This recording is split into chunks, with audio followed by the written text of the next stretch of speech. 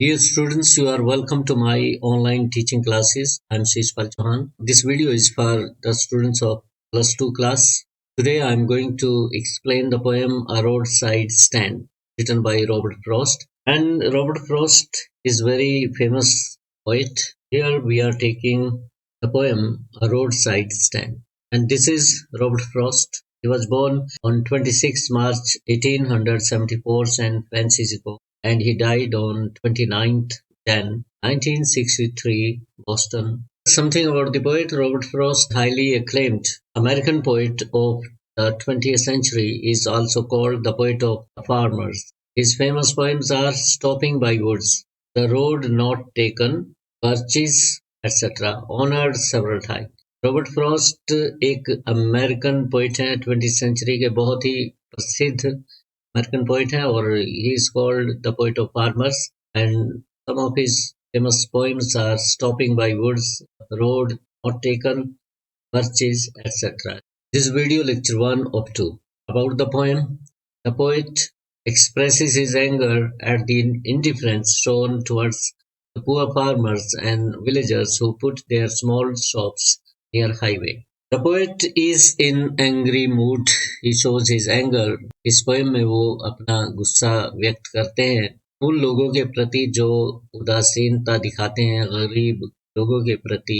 अगर कोई गरीब हाईवे के पास अपना कोई स्टॉल लगा लेता है तो कोई रुकता नहीं है वहां पे। इतनी गाड़ियां जाती हैं, फ्लैशी कार्स जाती हैं, nobody stops his car and purchase, उनकी वस्तुएं नहीं खरीदते। The vehicle of the rich people come and go at fast speed, but they hardly buy anything from them. They sell their things at a very less price. और कीमतें उनकी बहुत कम होती है, और जो अमीर लोग हैं वो ऐसे राहगीरों से कोई चीज खरीदना अपनी शान के खिलाफ मानते हैं। किसी वेंडर से, किसी फुटपाथ पे कोई बैठा हुआ हो और अपनी वस्तुएं बेच रहा हो, तो rich people feel that this is below their dignity if they purchase anything from such vendors. The poet Robert Frost registers a case against the rich people who are very indifferent to poor people and farmers. Here the poem begins. This is the text of the poem. ये text है poem की. The little old house was out with a little new shed in front at the edge of the road where the traffic sped. A roadside stand that too pathetically pled it would not be fair to say for a dole of bread, but for some of the money, the cash whose flow sports are of cities from sinking and withering fate. Let me show you roadside stand. आप picture में देख रहे हैं ये सड़क जा रही है, हाईवे सपोज करो ये हाईवे है, लोग आते जाते हैं, गाड़ियां जाती हैं, यहाँ से सीधे निकल जाते हैं और यहाँ पे साइड पे कोई नहीं रुकता। और कभी ये कहते हैं कि उन लोगों को यहाँ रोक के गाड़ी इस व्यक्ति के जो यहाँ शेड का मालिक है, यहाँ पीछे कहीं घर है उसका, घर में से उसने एक शेड बाहर की तरफ बना लिया है, यहाँ से वो उसकी चीजों को खरीदे, चाहे वो फ्रूट हो चाहे वेजिटेबल्स हो। तो कभी ये कहना चाहता है, और इस पोएम के माध्यम से वो इनडिफरेंस, जो उदासीनता होती है अमीर लोगों की गरीब लोगों के प्रति, फार्मर्स के प्रति, प्रकट। शायद कोई सोफिस्टिकेटेड नहीं है और पीछे बैकग्राउंड सुंदर बैकग्राउंड हो सकती है, उसको एक किस्म से वो खराब कर रहा है लोगों के अनुसार। तो और बहुत सी बातें इस पोएम में निकलेंगी और आप उसको पढ़ते रहिए, समझते रहिए। The old house was out with a little new, सड़क के किनारे उनका घर है और घर में से उन्होंने एक नया शेड बना दिया है। In front at the edge, और ये जो किनारा है सड़क का उसके बिल्कुल सामने सड़क के हाईवे जा रहा है। Edge of the road where the traffic speed, और यहाँ से ट्रैफिक स्पीड अप होता है, और ये बिल्कुल एज पे एक वो बनाया हुआ है, शेड बना रखा है। House was out with a little new shed in front of the edge of the road. यहाँ तक लाइन को समझिए। तो सपोज करो दिस इज द हाउस और ये यहाँ सड़क जा रही है, तो उन्होंने यहाँ एक शेड बिल्कुल किनारे तक और बना दिया है। Edge of the road where the traffic speed, जहाँ ये ट्रैफिक स्पीड अप होता है। Road side stand that too pathetically pled, pled ये सेकंड फॉर्म मानी जाएगी प्लीड की। प्लीड मैंने रिक्वेस्ट करना, प्रार्थना करना, याचना करना, और ये पर्सनिफिकेशन यूज किया है कवि ने यहाँ पे। How can road side stand plead, human being can plead, Manav plead कर सकता है, एक बेजान चीज प्लीड नहीं कर सकती, याचना नहीं कर सकती। but the poet is saying that it seems that the roadside stand is pleading pathetically to the rich people that they should stop there. ऐसा प्रतीत होता है कि रोड साइड स्टैंड हाथ जोड़ के याचनाएं कर रहे हैं उन लोगों से. पैथेटिकली होता है जिसपे तरस आए. It would not be fair to say for a dole of bread but for some of the money the cash whose flow sports the flower of cities from sinking and with withering paint. What does the roadside stand plead?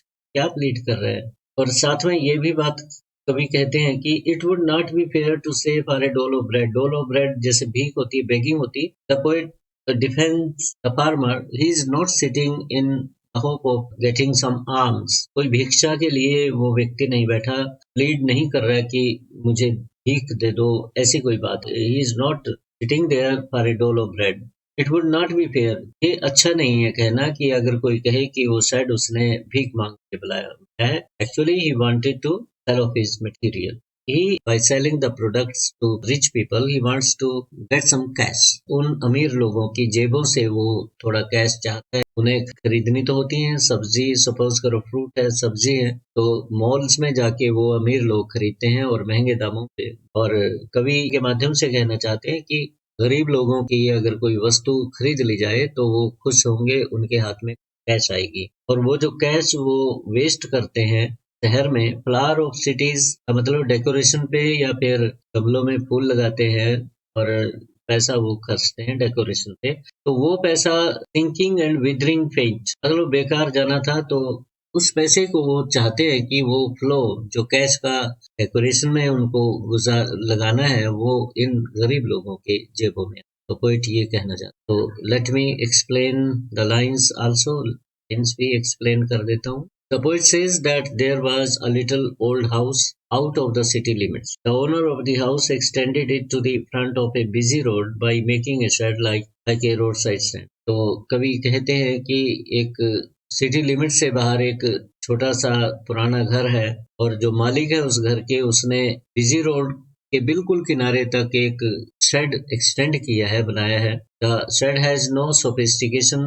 Shade कोई sophistication वाला नहीं है, ज्यादा decoration नहीं है उसमें. So the poet says a roadside stand that too pathetically planned. Plead means to make an emotional and urgent request for something. और वो जो शेड है पुअरली बिल्ट है, कोई डेकोरेशन नहीं है, सोफिस्टिकेशन नहीं है, तो खुद ऐसा लगता है जैसे उसकी खस्ता हालत है. शेड के देखने से ऐसा लगता है ये गरीब आदमी का शेड है. The shed belongs to a poor person. The condition of the shed shows this fact, and therefore automatically the shed is pleading. Seems that the shed is pleading for some help. Perhaps the poor farmer had used cheap material in making it, and he hopes to get some money by selling vegetables to the rich people who drives their cars on the road. शायद गरीब किसान ने cheap material लेके उस shade को बनाया है. कोई ज्यादा कीमती शेड नहीं है, कीमती मटेरियल नहीं लगा, इसलिए सस्ता हालत लगती है शेड की. और अपनी वेजिटेबल्स बेचने के लिए अमीर लोगों को जिनकी गाड़ियां वहां से गुजरती हैं, शायद उसने इस वजह से वो शेड बनाया. ही hopes to sell off his vegetables to the people who drive off from there. He hopes that they would stop to buy his vegetables that he has put in containers. उम्मीद ये है किसान को, उसको अमीर लोग vegetables देख के, फ्रूट्स देख के रुकेंगे, परंतु ऐसा होता नहीं है. The shed seems to plead that the owner of the shed is a poor person. The condition of the shed shows that the owner is very poor. जो दुर्दशा है शेड की वो अपनी गरीबी का बयान कर रही है. ऐसा लगता है कि उसका मालिक भी उतना ही गरीब होगा. तो एक किस्म से पर्सनिफिकेशन का यूज किया गया है यहाँ पे पोइटिक डिवाइस का. ऐसा लगता है कि वो शेड ही खुद याचना कर रहे हैं लोगों से, रुक जाओ. Now let's begin with this stanza. You have the money, but if you want to be mean, why keep your money and go alone? The hurt to the scenery wouldn't be my complaint so much as the trusting sorrow of what is earned. You have money, कवि कहते हैं. Robert Frost is saying that the people who are driving their cars at a fast speed and those are passing by that place, the shed made by a poor farmer, and the poet Robert Frost is addressing them as you and saying that you have money. It means they have money in their pockets. But if you want to be mean, it shows the meaning that if they, you means they, the people who are going by sitting in their cars or driving their cars, if they wanted to mean that thing, if they wanted to mean, कभी कहना चाहते हैं कि अगर आपकी जेब में पैसा है, यू स्टैंड्स फॉर वो लोग जिनकी कारें उस सड़क पे जा रही हैं, आगे की तरफ जा रही है, the owner of the cars. अगर आपके पास पैसे हैं, अगर आप ये साबित करना चाहते हैं, या if you want to be mean, mean का मतलब यहाँ पे तुच्छ तो नहीं है, कमीना तो नहीं है। अगर आप कमीना बनना चाहते हो, want to be, no. If you want to show that you have money, अगर आप ये शो करना चाहते हैं, प्रूव करना चाहते हैं कि आपके पास पैसा है, why keep your money and go along. तो मनी को पॉकेट में रख के आप आगे क्यों बढ़ रहे? Here the poet wants to say, if the owners of the cars have money in their pockets, then they must utilize it by purchasing the vegetables and fruits from the shed owner. Shed owner से उन्हें फल और सब्जियां खरीद के उस पैसे को यूटिलाइज करना। You have money, but if you want to be mean, why keep your money and go along? This is poet's complaint that they should not go along without purchasing the vegetables and fruit. अगर उनकी जेब में पैसा है, if they have got money in their pocket, then they should not go without purchasing the vegetables and fruits from the shed owner.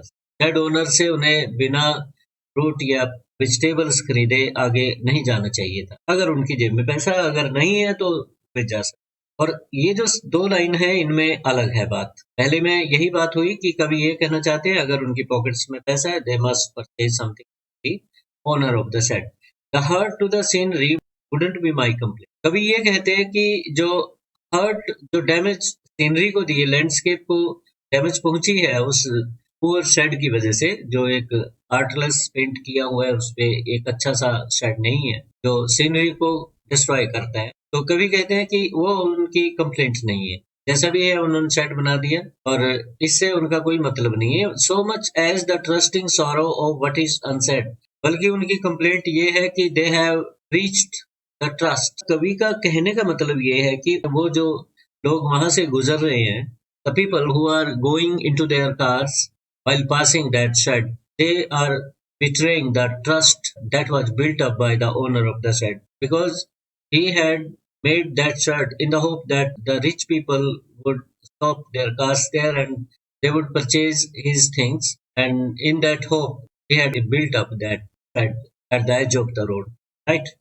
कभी कहते हैं कि जो सीनरी उन्होंने खराब करी है वो उनकी शिकायत नहीं है, उनकी शिकायत ये है कि जिस फार्मर ने वो शेड बनाया, जो उसके दिल में विश्वास था कि अमीर लोग वहां से गुजरेंगे और उनकी वस्तुएं खरीदेंगे शेड वाले की, तो वो ट्रस्ट कहीं ना कहीं खराब हुआ है, ब्रीच हुआ है। Trusting sorrow, sorrow means the heart of the shed owner is filled with sorrow because no one is stopping his car there to purchase anything from him. Next explain कर लेते हैं और इसे।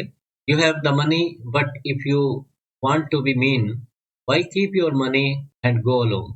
ये जो कहा उसने कवि ने, these words spoken by the poet in a very angry mood. The poet seems to speak on behalf of the poor farmers who erect such roadside stands near the busy roads, earn some money. कवि उन किसानों के behalf पे ये बात कर रहे हैं यहाँ पे, जिन्होंने रोड साइड स्टैंड सड़क के किनारे बना रखे हैं, इरेक्ट किए हुए हैं, और कहते हैं, he says that if the rich people keep money in their pockets, अगर अमीर लोगों की जेब में पैसा है, why they should not stop at the roadside stands and purchase something to help the poor people?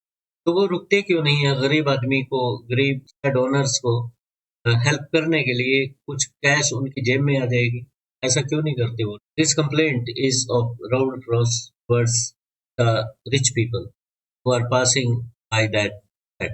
The hurt to the scenery wouldn't be my complaint so much as the trusting sorrow what is unsaid. It seems that they think it below their dignity to stop there at some roadside stand because they prefer to do shopping at some big store. ऐसा प्रतीत होता है कि ये जो अमीर लोग हैं वहां से फ्लैशी कारों में चमाचम कारों में गुजर रहे हैं, तो वहां रुकना उन्हें अच्छा नहीं लगता.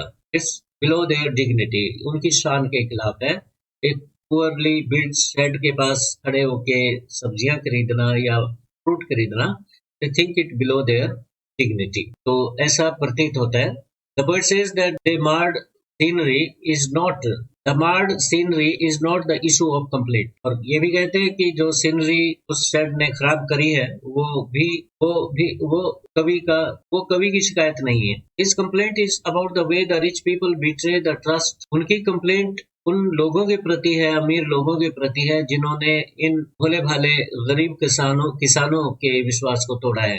They have betrayed the trust or belief with which they set up their stands at the edge of the roads. इस विश्वास के साथ उन्होंने ये शेड कभी बनाए थे, तो वो कहीं ना कहीं टूटा. क्योंकि सपोज करो कोई किसान के दिमाग में आ जाता है उसका घर सड़क के पास है, तो किसी की सलाह उसने एक शेड बना ली है सड़क के किनारे पे, इस उम्मीद में कि अमीर लोग आएंगे उसके फल या सब्जियां वहां से खरीदेंगे. तो ये ट्रस्ट उसने किया था और रियलिटी में उसके विपरीत होता है. Nobody stops his car there and says his vegetables and fruit. So this is the breach of trust. Their sorrow is unexpressed. यहाँ पे unsaid word use किया है.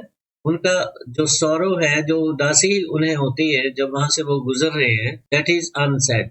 Trusting sorrow of what is unsaid. वो जो विश्वास था टूटने के बाद जो दुख होता है उन्हें, और वो जो मन ही मन में उनकी उदासी है, that is not expressed by them.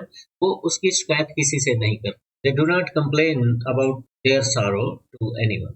Their sorrow is unexpressed and unexplained. They seem to say that they have set up their stands far from the cities. और वो ये कहना चाहते हैं कि उन्होंने शहर से दूर अपने शेड को सेटअप किया है. They have done so hoping that the rich people feel sympathetic to them. इस तरह से कैश का फ्लो उनके जेब में आएगा और वो अपनी कुछ बेसिक नीड्स को फुलफिल कर लेंगे. तो यहाँ तक हमारी पहली वीडियो लेक्चर हुआ था और इसे एंड अप कर लेते हैं. नई वीडियो के साथ मैं फिर मिलूंगा. Till then have a nice. Thank you. Please do subscribe if you haven't subscribed to my channel till now. Thank you very much.